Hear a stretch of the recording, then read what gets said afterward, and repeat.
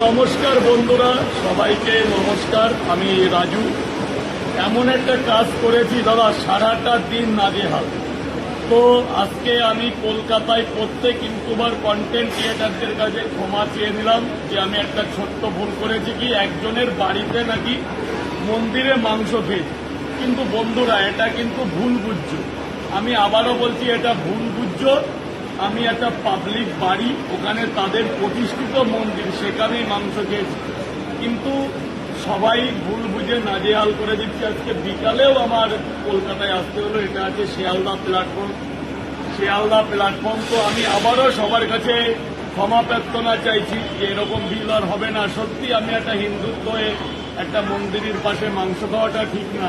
অতএব সবার উদ্দেশ্যে একটাই কথা, হাত জোর করে বলছি, ওটা কোনো স্থায়ী মন্দির না, ওটা একটা বাড়ির প্রতিষ্ঠিত মন্দির। আপনারা ভালো করে ভিডিওটা দেখুন।